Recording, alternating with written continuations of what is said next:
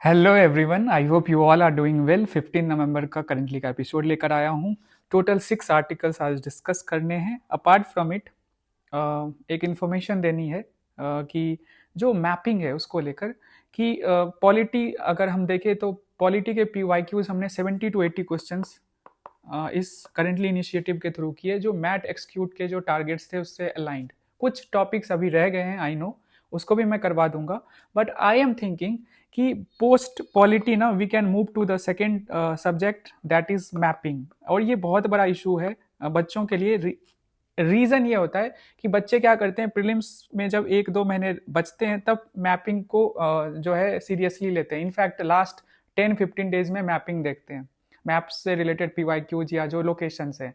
But अगर आप इतने सारे फैक्ट्स लास्ट मोमेंट पे रिवाइज करोगे तो आपको चीज़ें याद नहीं रहती है और मैपिंग में आप क्वेश्चंस गलत करके आते हो। तो अगर हम अभी ही छोटे एक्सरसाइज कर ले मैपिंग पे, खास करके प्रीवियस ईयर क्वेश्चन पे, देखो मैं थोड़ा सा लिस्ट देख रहा था या बनाऊंगा, इसको अपडेट करूंगा, आप लोगों के साथ शेयर भी करूंगा। तो मैं ये सोच रहा था कि क्यों ना मैपिंग बेस्ड क्वेश्चंस जो है ना हम प्रैक्टिस करें, एक छोटा सा एक्सरसाइज करें जिसमें मैं आपको क्वेश्चंस दूं और साथ ही करवाऊं। मतलब कि मैं पहले बता दूं कि हम क्या करने वाले हैं, रीजन्स के बारे में PYQ साथ साथ करेंगे। अभी इसको मैं प्रॉपर वे में और मतलब डिस्कस करूंगा आपके साथ। आई वॉज थिंकिंग कि ऐसा कर सकते हैं, देन हम इकोनॉमिक्स में मूव करेंगे, इकोनॉमिक्स को लेंगे, ठीक है। सो यही है आज का एक टॉपिक है। स्ट्रेट ऑफ हॉर्मोज पे क्वेश्चन आया, न्यूज़ में है, तुम देख लो। मलक्का, करा, फिर मलक्का तो फेवरेट है, फिर Bering Strait, Florida, Gibraltar, Davis and Denmark, इन सारों पे क्वेश्चन आया है। बट अभी रिसेंट 10-15 ईयर्स में नहीं आया ज़्यादा question. But you never know, UPSC का तो ट्रेंड रहा है कि अगर पूछ दिया है तो आज नहीं तो कल वो आना ही है, ठीक है। हम देखेंगे, टोटल 6 आर्टिकल्स हैं एंड देन TDF भी है, उससे रिगार्डिंग एक क्वेश्चन दिया है तो देखेंगे। So first is central government notifies the key parts of digital personal data act. So digital personal data act को हम देखेंगे, इसको नोटिफाई किया गया है और ये सबसे इंपॉर्टेंट आर्टिकल है इन लास्ट 15 डेज मेरे हिसाब से। प्रीलिम्स हो, मेंस हो, एसए हो, मतलब मेंस में GS3 हो, 2 हो एंड एसए हो, सब में इसकी बहुत ज़्यादा इंपॉर्टेंस है। एंड प्रीवियस ईयर क्वेश्चन से आपको पता चलेगा कितने क्वेश्चन इस पे पूछे गए, खास करके ये जो टर्म है प्राइवेसी, ठीक है। Then we have flexible inflation targeting a good balance. So ये एक एडिटोरियल का आर्टिकल है, इकोनॉमिक्स से रिलेटेड है, GS3। इस आर्टिकल में जो इन्फ्लेशन टारगेट करती है हमारी RBI एंड गवर्नमेंट के साथ मिलकर, तो उसका जो है नेक्स्ट जो टर्म है, नेक्स्ट 5 ईयर्स के लिए किन चीज़ों पे फोकस करना चाहिए, इस आर्टिकल में एनालाइज किया गया है एडिटोरियल में, ठीक है। इसको देखेंगे और इसके साथ साथ प्रीलिम्स के कुछ बेसिक्स हैं, like we have headline inflation, core inflation, Phillips curve, ये सारी भी चीज़ें रिवाइज करेंगे। Then we have the third article, Ambaji marble को GI टैग मिला है, प्रीलिम्स के लिए इंपॉर्टेंट है, कौन सी बॉडी GI टैग देती है, ठीक है। ये सारी चीज़ें अंबाजी मार्बल के बारे में भी थोड़ा देख लेंगे। फिर है बिरसा मुंडा का जो है ना 150th आज बर्थडे है एंड इसको सेलिब्रेट किया जा रहा है। इस आर्टिकल को मैंने इसलिए इंक्लूड किया है क्योंकि इस आर्टिकल में हम जो 4 to 5 स्कीम्स है हमारी गवर्नमेंट ने लॉन्च किया, so that the tribal people, specially जो PVTGs हैं, उनके लाइफ को बेटर बनाने के लिए, एम्पावर करना सोशली इकोनॉमिकली, तो उन स्कीम्स को हम लिस्ट कर लेंगे। और ये मेंस और प्रीलिम्स के लिए भी इंपॉर्टेंट है। मैंने नोडल मिनिस्ट्रीज किस ईयर लॉन्च हुआ है, एम क्या है, ये सारी चीजें भी प्रीलिम्स के लिए इंक्लूड किया है।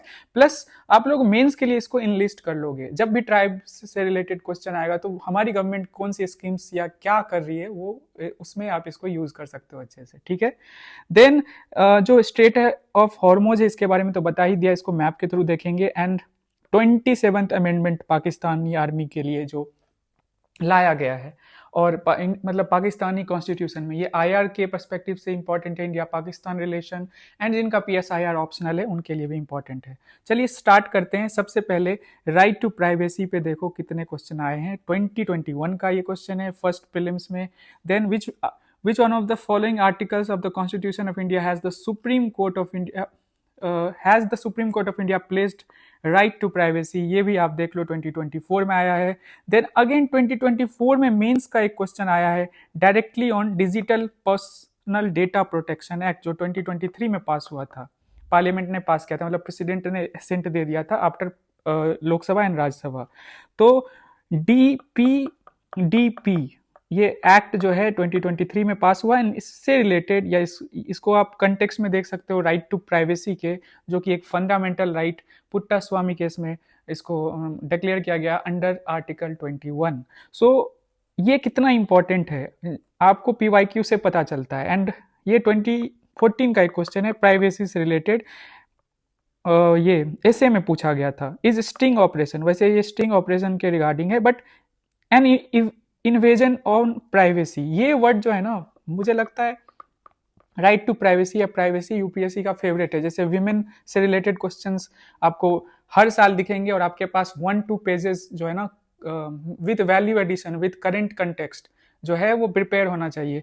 Women, health, Panchayati Raj institutions, ठीक है, देन प्राइवेसी। सो मैं ये कह रहा हूँ कि इसकी इंपॉर्टेंस आपको दिख रही है प्रीवियस ईयर क्वेश्चन से, not only in the prelims, mains as well as, चाहे वो एसए हो या जो GS3 हो या GS2 हो। ठीक है, चलें देखते हैं क्या है ये पूरा बिल और क्या इशूज हैं इस बिल में। देखो, अगर अभी डायरेक्टली पूछा describe the context and salient features of Indian features of DPDP act 2023, अभी डायरेक्ट पूछा है इसके बारे में, पास ही हुई थी 2023 में, 2024 में क्वेश्चन आ गया मेंस में। आगे इस टॉपिक पे क्या क्वेश्चन बन सकता है ये मैं बताऊंगा और आपको उस तरीके से खुद को प्रिपेयर करना है और 1 या 2 साल में वो आपको दिख ही जाएगा। ठीक है, सो लेट अस सी कंटेक्स्ट क्या है। यूनियन गवर्नमेंट नोटिफाइड की operational parts of DPDP act. देखो, एक चीज मैं आप लोगों को बेसिक समझाऊंगा। पार्लियामेंट लॉ पास करती है, दोनों हाउसेस ने पास किया एंड देन गवर्नमेंट ने एसेंट दिया, तो वो लॉ जो है ना पेपर पे पास हुआ है। नोटिफिकेशन का क्या मतलब है? इन्फोर्समेंट, इन्फोर्सिएबल वो तब होगा जब गवर्नमेंट नोटिफाई करेगी। अब जैसे 2023 में ही ये एक्ट पास हो गया लेकिन इन्फोर्सिएबल नहीं है। ठीक है, तो इसका क्या मतलब है कि नोटिफिकेशन की जरूरत पड़ेगी। हाँ, अगर स्पेशली मेंशन कर दे कि तत्काल प्रभाव से वो जो है ना इन्फोर्सिएबल है तो वो हो जाएगा, बट नोटिफिकेशन यूजुअली चाहिए होता है, हमेशा नहीं चाहिए होता है बट चाहिए होता है। नोटिफिकेशन का सिंपल मतलब है कि इनफोर्सिएबल होगा एंड कुछ सर्टेन प्रोविजंस ही इनफोर्सिएबल जो है ना कल ये डिसाइड किया गवर्नमेंट ने इस एक्ट के अंदर होगा। ठीक है, देखते हैं इस एक्ट को। So moves India towards implementing Supreme Courts, जो ये एक्ट है ना इसका कंटेक्स्ट ये है, जैसे देख लीजिए। सबसे पहले सुप्रीम कोर्ट जो है ना राइट टू प्राइवेसी को फंडामेंटल राइट घोषित करती है 2017 में, पुट्टा स्वामी केस। देन एक कमिटी हमारी गवर्नमेंट बनाती है जिनका कमिटी के जो हेड थे retired justice BN Shri Krishna, इस कमिटी को बनाते हैं और रिपोर्ट सबमिट करते हैं। ठीक है, और उसी बेसिस पे जो है दिसंबर 2022 में फ्रेश ड्राफ्ट बिल बनता है prepared by IT ministry and अगस्त 2023 में इसी फंडामेंटल राइट को इनफोर्सिएबल मतलब कि उसको बोलते हैं ना स्टैट्यूटरी स्टेटस देने के लिए, मतलब कि लोगों की प्राइवेसी हनन ना हो, वायलेट ना हो, प्रॉपर पार्लियामेंट्री लॉ पास हुआ। Parliamentary passes the digital personal data protection act 2023 and 2 साल के बाद almost 2 years draft rules to enforce the act. ये रूल्स जो है जनवरी में इसको पब्लिक में डाला जाता है। ठीक है, कंसल्टेशन के लिए एंड रूल्स को मतलब कि एक्ट पास हो चुकी है, रूल्स के लिए पब्लिक कंसल्टेशन के लिए डाली जाती है एंड देन अभी इसको जो है इस मंथ में दैट इज नवंबर 14-15 नवंबर के आसपास इसके कुछ जो प्रोविजंस हैं उसको ऑपरेशनल बना देती है हमारी गवर्नमेंट। ठीक है, सो 2 टर्म है डेटा फिड्यूसरीज एंड डेटा प्रिंसिपल्स, इसको भी मैं बता देता हूं। हाँ, पहले ये बता दूं डेटा क्या होता है। डेटा क्या होता है? हमारा डिजिटल फुटप्रिंट। ठीक है, जैसे कि फॉर एग्जांपल मैंने गूगल पे सर्च किया who is the prime minister of India, who is the president of India, तो हम ना क्या कर रहे हैं, ये जो चीज़ हम कर रहे हैं इंटरनेट पर, वेब जो मतलब इंजन्स हैं, या हम फ्लिपकार्ट पे जा रहे हैं कुछ सर्च कर रहे हैं, कुछ जो है मतलब कि खरीदने के लिए जो हम जाते हैं, ठीक है, ऑर्डर कर रहे हैं, तो वो जो आप अपना इंफॉर्मेशन देते हो ना अलग अलग तरीके से, उसी को हम कहते हैं डेटा। ठीक है, बेसिक शब्दों में मैं समझा रहा हूँ। तो हमारा जो डिजिटल फुटप्रिंट है उसको डेटा कहते हैं। अब डेटा में 2 चीज़ें हैं इसके रिगार्डिंग। एक तो डेटा प्रिंसिपल्स है जो अपना जो इंडिविजुअल डेटा क्रिएट करता है, ठीक है, एंड डेटा फिड्यूसरीज कौन है? जिस प्लेटफॉर्म पे ये क्रिएट किया जाता है, जैसे कि गूगल, चैट जीपीटी, ठीक ठीक है, फ्लिपकार्ट या गवर्नमेंट वेबसाइट्स पे भी। तो ये दोनों चीज़ें आपको बेसिक समझ आ गई होंगी। आगे चलते हैं। Data fiduciaries get time till November 2026 to meet full compliance such as appointing a data protection officer. So जो डेटा fiduciaries हैं, मतलब कि ऐसे प्लेटफॉर्म्स हैं, उनको समय दिया गया है बाय नवंबर 2026, मतलब यहाँ से 1 साल, to meet full compliance such as appointing data protection officer भी आएगा। और जो fiduciaries हैं, जो प्लेटफॉर्म्स हैं, उनको ऑफिसर्स जो है ना अपॉइंट करना पड़ेगा और उनके लिए 1 साल दिया गया है। अब हम ये समझेंगे ऑफिसर बाद में, बस अभी कंटेक्स्ट दे रहा हूं। And consent manager framework for users, इसकी भी प्रोविजन की गई है। मतलब क्या कि users that is data principles, उनके लिए कंसेंट कि उनकी जो डेटा है वो यूज करना है नहीं करना, आगे हम देखेंगे अच्छे से ये सारी चीजें, ठीक है। इसके लिए भी प्रोविजन है इस आर्टिकल, इस एक्ट में। चलिए अब देखते हैं essential features of DP act 2023 क्या है। एक तो कंसेंट एंड लॉफुल प्रोसेसिंग। सो जो यूजर्स हैं दैट इज डेटा प्रिंसिपल्स, उनकी कंसेंट की जरूरत है जब आप उनके डेटा को यूज कर रहे हो। So clear informed specific consent, easy withdrawal, okay. Then processing must be legitimate and stated purpose only, ठीक है, बताना पड़ेगा और वो लेजिटमेट पर्पस के लिए होना चाहिए। समझ रहे हो ना, ये जो डेटा आप कंज्यूम करते हो या डेटा आप मतलब कि इन प्लेटफॉर्म्स पे अपने डेटा पुट करते हो अलग अलग तरीके से, इंफॉर्मेशन लेने के लिए या किसी और पर्पस के लिए, तो ये सारी चीज़ें जो है अच्छे से प्रोसेस होगा। Processing must be legitimate and stated purpose only, ठीक है। And data minimisation, collect only what is needed. तो ये सारे प्लेटफॉर्म्स के लिए हैं गाइडलाइंस, और ये क्या है, यूजर फ्रेंडली है, यूजर के डेटा को प्रोटेक्ट करने के लिए किया जा रहा है, ठीक है। तो दो चीजें हैं, consent and lawful processing. Then right of individuals, that is data principals के क्या क्या राइट हैं इस एक्ट के अंदर। तो access their store data, right to access their store data, ठीक है, अपने डेटा को स्टोर कर सकते हैं, उसका एक्सेस उनको होना चाहिए, ठीक है। Then right to correction and erasure, ये भी होना चाहिए उनके पास अधिकार, मतलब कि यूजर्स के पास। And right to grievance redressal, मतलब उनको जो इश्यूज आ रहे हैं उसको भी आपको एड्रेस करना पड़ेगा, ठीक है।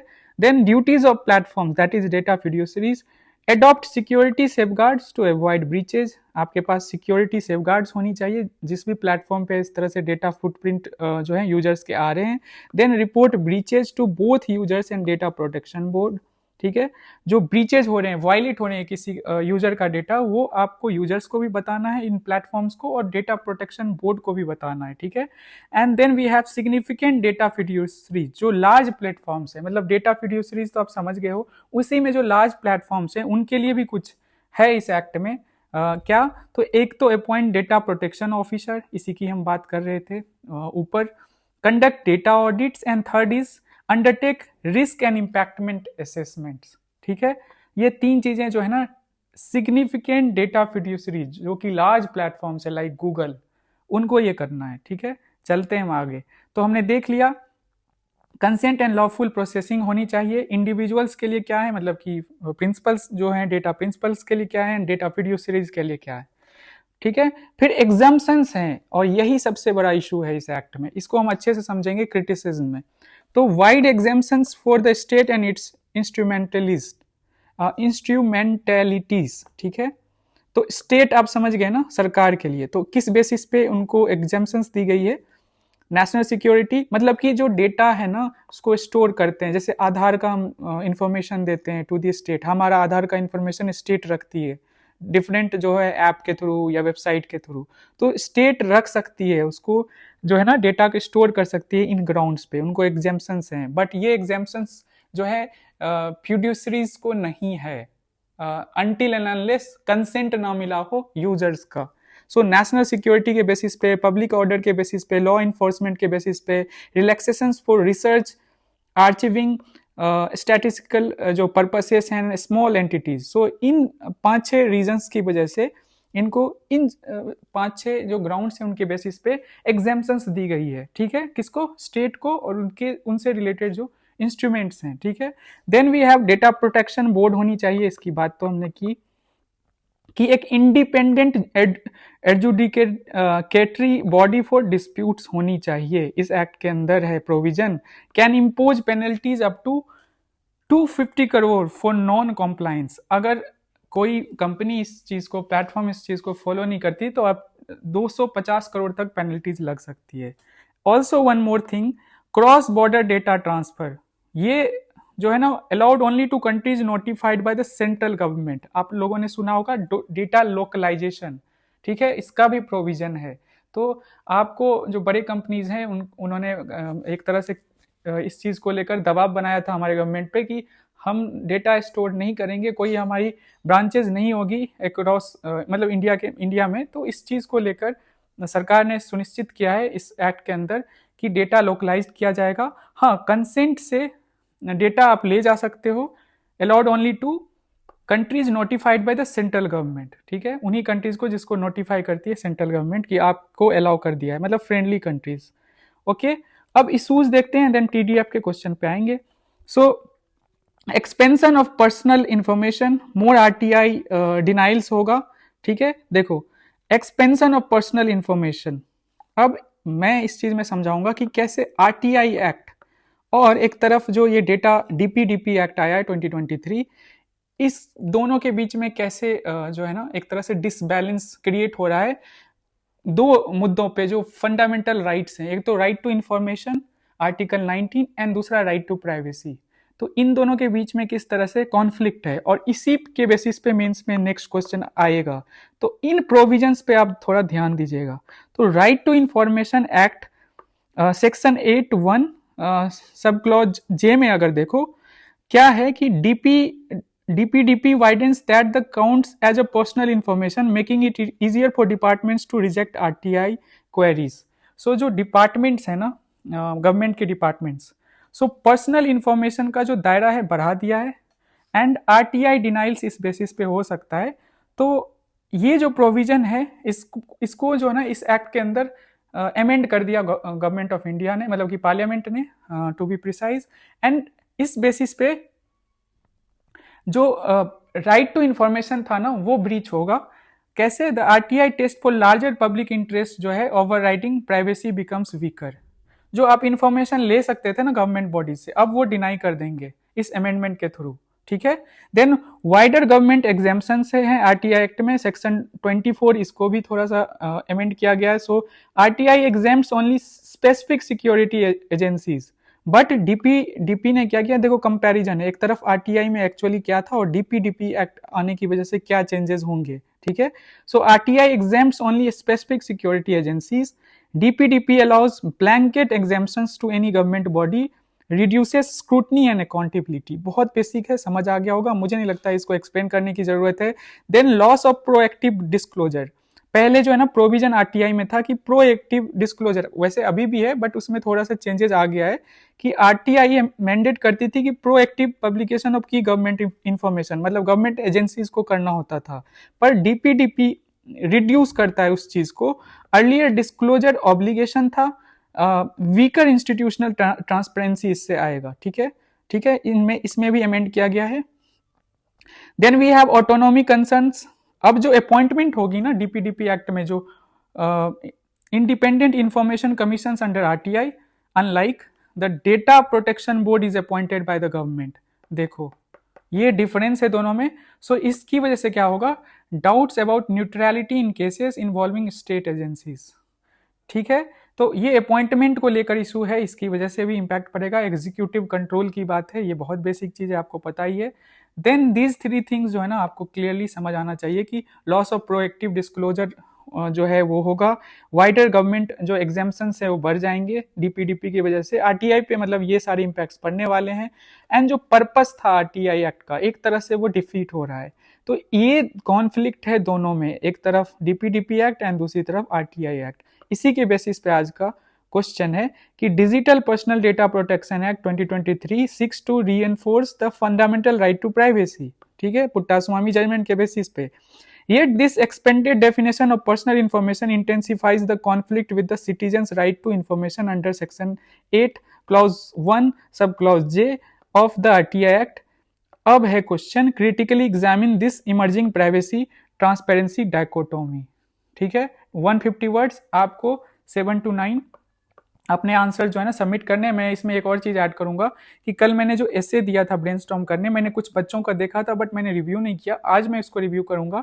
एंड जो बच्चे, जिन बच्चों ने नहीं किया ना, अपने जो ब्रेनस्टॉर्म पेज है नहीं भेजे ना, please send it today, so that जो एसे वाला मैंने लाया है ना इनिशिएटिव, उसका आप लोगों को सही में फ़ायदा मिले। मतलब अगर 10-15 बच्चे करेंगे फिर कोई पॉइंट नहीं है। I need at least 30 to 40 students तो करें ना।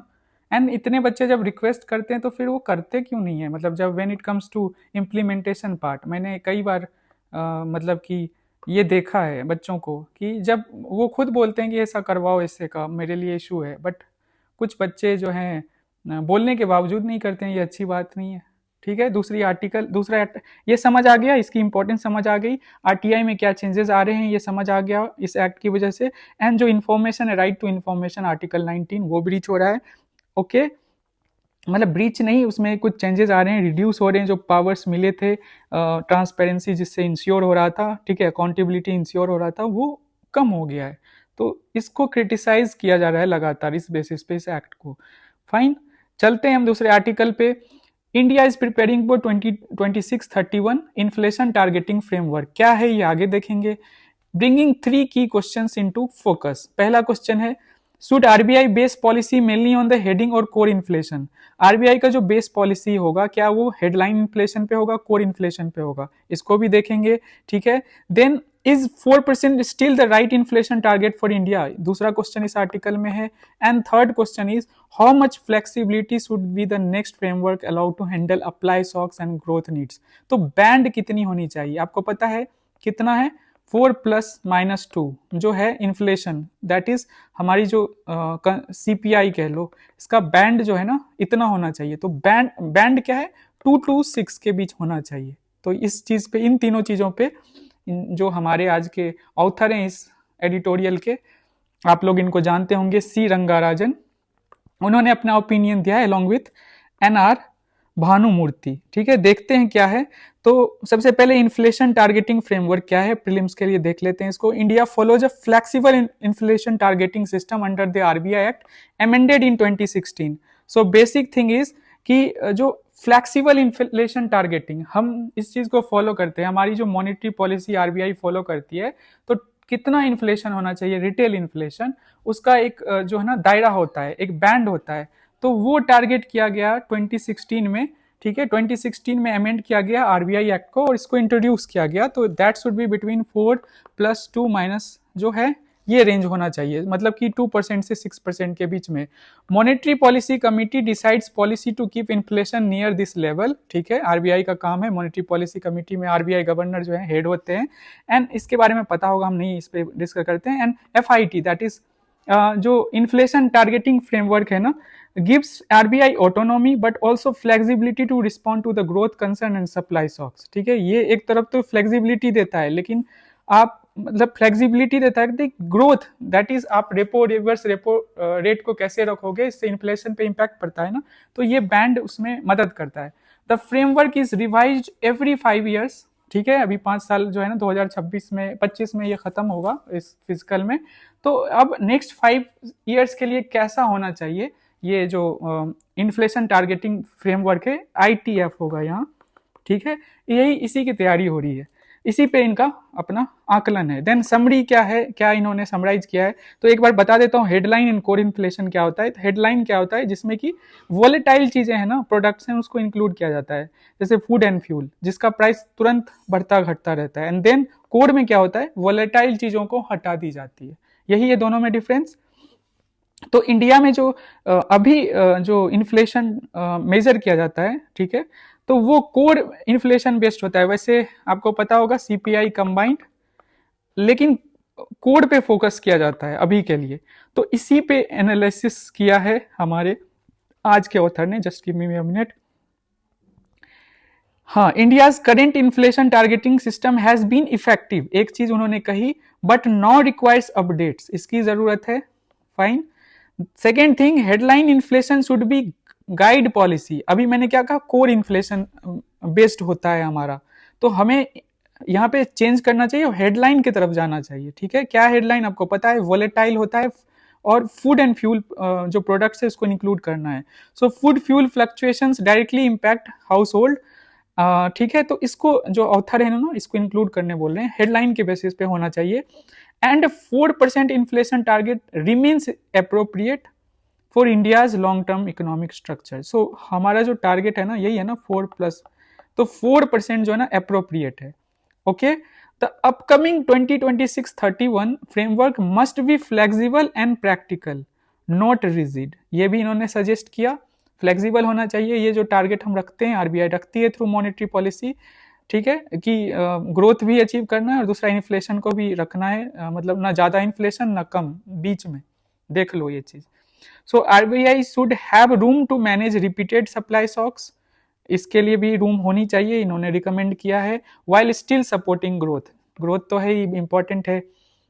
Maintaining credibility and stability should remain central and revised, ठीक है।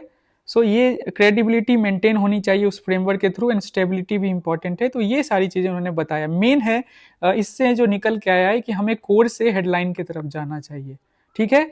और एक और चीज उन्होंने कहा कि फ्लिप कर्व पे ना ज्यादा आप रिलाई नहीं कर सकते हैं, कि फ्लिप कर्व के बेसिस पे, फ्लिप कर्व क्या होता है आपको पता है कि अनएम्प्लॉयमेंट और इन्फ्लेशन के बीच में रिलेशनशिप की इनवर्सली प्रोपोर्शनल होता है, आप लोगों ने पढ़ा होगा। बट इन्होंने फ्लिप कर्व को एज अ पैरामीटर नहीं बोला कंसीडर करने, क्या क्यों? इसका कारण है कि हिस्टोरिकली अगर देखा जाए तो जब हायर इन्फ्लेशन होता था तो लोअर अनएम्प्लॉयमेंट होती थी। बट पोस्ट कोविड क्या हुआ है कि इन्फ्लेशन हैज राइजन विदाउट जो कह सकते हो अनएम्प्लॉयमेंट का रेट वही है और इन्फ्लेशन जो है तब भी राइज कर गया, मतलब एम्प्लॉयमेंट नहीं बढ़ा, अनएम्प्लॉयमेंट नहीं घटा, लेकिन इन्फ्लेशन बढ़ता गया। तो उसको एज अ जो ना पैरामीटर हम नहीं मतलब कि यूज कर सकते हैं, ये इन्होंने रिकमेंड किया है, ठीक है। यही है पूरा आज का आपका सेकेंड आर्टिकल। तीसरे आर्टिकल में चलते हैं, सिंपल है। अंबाजी मार्बल को जीआई टैग दिया गया है, देखते हैं क्या है। Ambaji marble from Gujarat has been awarded a GI tag for its high quality white stone and long standing use in temple architecture, ठीक है। इसका यूज किया गया, कहाँ यूज किया ये भी देख लेंगे। ओके, सो दिलवारा जैन टेम्पल, आपको पता है Dilwara Jain temple is important for us. So who gives GI tag? सबसे पहले तो जोग्राफिकल इंडिकेशंस रजिस्ट्री, उस किस मिनिस्ट्री के अंदर आता है? कॉमर्स एंड इंडस्ट्री, इंपॉर्टेंट है, ये लिख लीजिएगा, प्रीलिम्स में पूछा जाएगा। एंड ये दिया जाता है as per GI act 1919। GI tag क्यों दिया जाता है?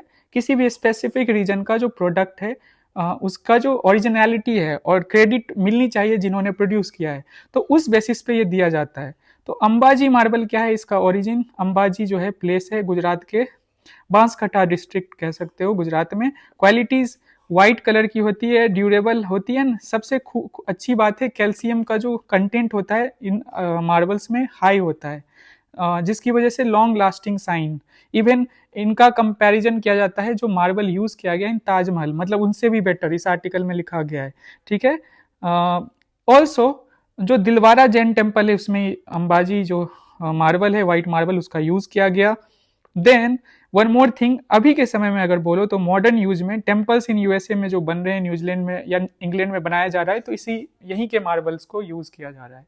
समझ आ गया? अंबाजी मार्बल गुजरात, कौन सी जो है बॉडी इसको रिकॉग्नाइज करती है, जीआई टैग देती है, that is geographical indications registry under the ministry of commerce and industry. GI act 1990 के बेसिस पे इसको दिया जाता है, मतलब स्टैट्यूटरी स्टेटस इस एक्ट से मिला है, मतलब कि इस एक्ट एज ए स्टैट्यूट इसको लाया गया है। एंड इसका थोड़ा बहुत ओरिजिन और किस टेम्पल में यूज किया गया है या किया जा रहा है इसके बारे में बेसिक्स पता होना चाहिए, ठीक है।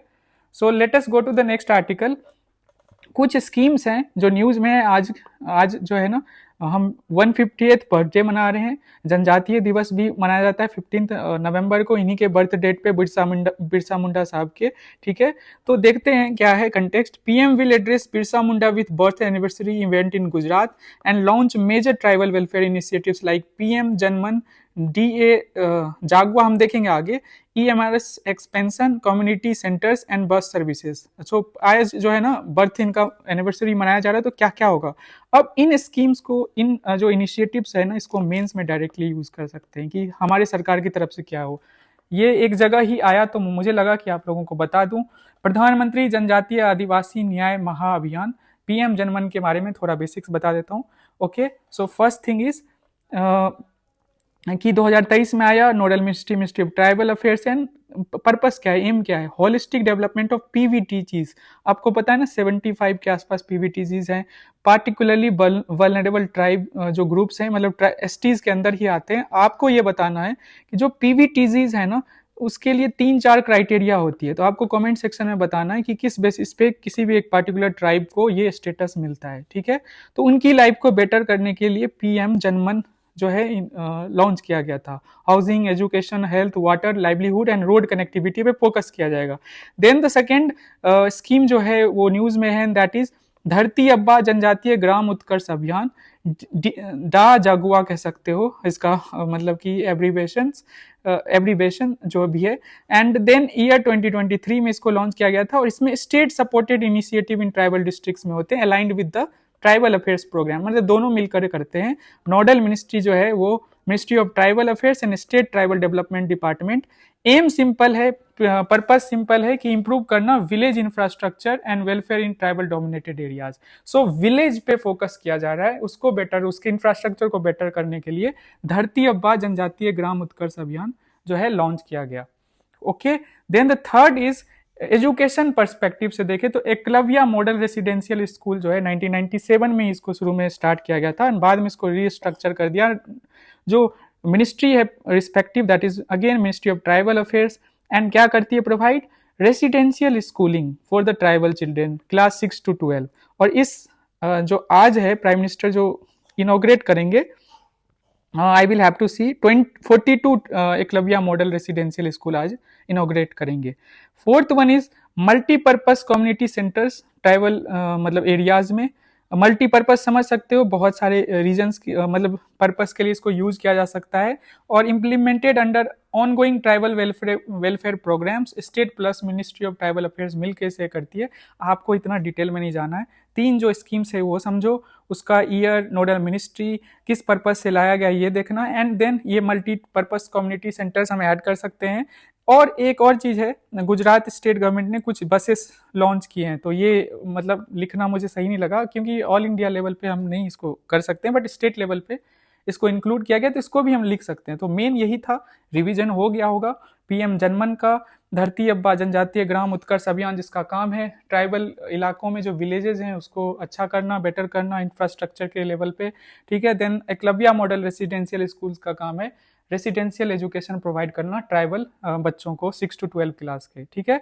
Next article is strait of Hormuz, ठीक है, ये न्यूज में है। Iran intercepted Marshall Islands flagged oil tanker while it was passing through the Strait of Hormuz, ठीक है। ईरान क्यों इंपॉर्टेंट है, देखिए, first of all this is Persian gulf, okay, this is strait of Hormuz and this is gulf of Oman, और यही Arabian सी होगा। मैं आपको यही समझाना चाहता हूँ कि स्ट्रेट क्या होता है, 2 इंपॉर्टेंट बड़े वाटर बॉडीज को जो छोटा सा पतला सा वाटर बॉडी कनेक्ट करे ना, उसको स्ट्रेट कहते हैं। अब इस स्ट्रेट को अगर लोकेशन अगर देखो तो this is Iran, and Iran के साथ ये जो छोटा सा टिप आपको दिख रहा है ये ओमान का पार्ट है। यूजुअली बच्चे क्या समझते हैं पर्सियन गल्फ में ये पोर्शन भी यूएई के अंदर आता है, बट नॉट, ये करेक्ट नहीं है। क्यों? रीजन कि this region also comes under Oman का, ये ओवरसीज कह सकते हैं टेरिटरी है, ठीक है, ओवरसीज कह सकते हैं क्या, हाँ चलो, मतलब ईरान का ही एक्सटेंडेड पार्ट है, मेनलैंड से एक्सटेंडेड है। एंड दिस टिप के जो ये विड्थ है 29 किलोमीटर है, बहुत पतला स्ट्रिप है, और इसको ईरान कंट्रोल करता है टू बी मतलब अगर देखो तो। एंड बंदर अब्बास, ये आपको पता है इंपॉर्टेंट पोर्ट है, ठीक है, ऑयल इंपोर्ट बहुत, एक्सपोर्ट यहाँ से बहुत होता है। ये चाबहार है आपका, लोकेशन समझ आ गया, ठीक है। देखते हैं फैक्ट्स। स्टेट ऑफ हॉर्मुज जो है ना कनेक्ट करता है पर्सियन गल्फ को गल्फ ऑफ ओमान से एंड अरेबियन सी से, located between Iran and Oman. और ये मुसांदाम एक्सक्लेव है, ये जो अभी हम डिस्कस कर रहे थे ना, ये टिप, ये है मुसांदान पेनिनसुला या एनक्लेव है, ओमान का पार्ट है, ओके। यहाँ पे यूपीएससी क्या करेगा, बोलेगा स्टेट ऑफ हॉर्मुज जो है ना is between UAE and Iran, यहाँ अटका सकता है आपको, ठीक है।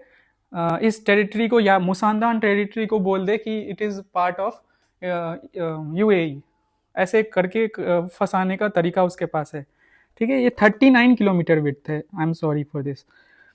One of the world's most critical oil choke points है। About 20% of the global petroleum in large volumes of LNG pass जो है इधर से करता है। इसकी इंपॉर्टेंस इसी से दिखती है। एंड नैरोएस्ट विड्थ है इसका, एंड स्ट्रेटेजिक सिग्निफिकेंस आपको पता ही कि कोई डिस्ट्रप्शन हुआ तो ग्लोबल एनर्जी जो प्राइसेस है वो बढ़ेगी, एंड मेरी टाइम सिक्योरिटी जो है वो बहुत कंट्रीज का वो भी क्वेश्चन मार्क लग जाएगा उस पर।